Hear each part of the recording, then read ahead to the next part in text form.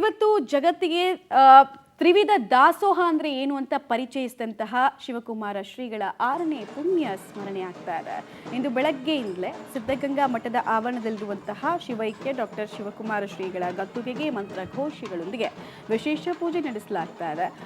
ಸಿದ್ಧಗಂಗಾ ಮಠದ ಆವರಣದಲ್ಲಿ ಶ್ರೀಗಳ ಪುತ್ಥಳಿಯನ್ನ ವಿವಿಧ ಕಲಾ ತಂಡದೊಂದಿಗೆ ಮೆರವಣಿಗೆ ಕೆಲವೇ ಕ್ಷಣಗಳಲ್ಲಿ ಮಾಡಲಾಗುತ್ತೆ. ಬೆಳಗ್ಗೆ 11 ಗಂಟೆಗೆ ಶ್ರೀಮಠದ ಆವರಣದಲ್ಲಿ ಬೃಹತ್ ವೇದಿಕೆ ಕಾರ್ಯಕ್ರಮ ಕೂಡ ನಡೆಯುತ್ತೆ. ರಾಜ್ಯಪಾಲರಾದ ಮೇಘಾಲಯದ ರಾಜ್ಯಪಾಲರಾದ CH ವಿಜಯಶಂಕರ್ ಭಾಗಿಯಾಗಿದ್ದಾರೆ.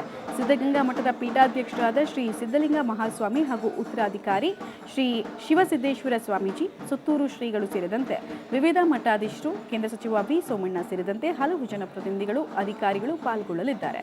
ಮಠಕ್ಕೆ ಬರುವ ಭಕ್ತರಿಗಾಗಿ ತಿಂಡಿ, ಮಧ್ಯಾಹ್ನ ರಾತ್ರಿ ದಾಸೋಹದ ವ್ಯವಸ್ಥೆಯನ್ನು ಕೂಡ ಮಾಡಲಾಗಿದೆ.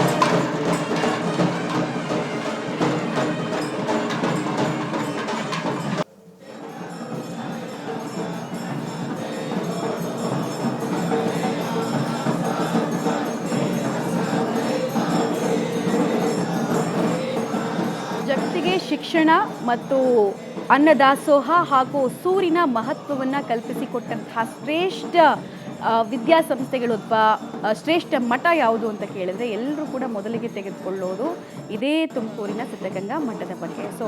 ಇವತ್ತು ಶಿವೈಕ್ಯರಾಗಿರುವಂತಹ ಡಾಕ್ಟರ್ ಶಿವಕುಮಾರ ಶ್ರೀಗಳ ಗದ್ದುಗೆಗೆ ಮಂತ್ರಘೋಷಗಳೊಂದಿಗೆ ಬೆಳಗ್ಗಿನಿಂದಲೇ ಅಲ್ಲಿ ವಿವಿಧ ಧಾರ್ಮಿಕ ಕಾರ್ಯಕ್ರಮಗಳನ್ನು ನಡೆಸಲಾಗ್ತಾ ಇದೆ.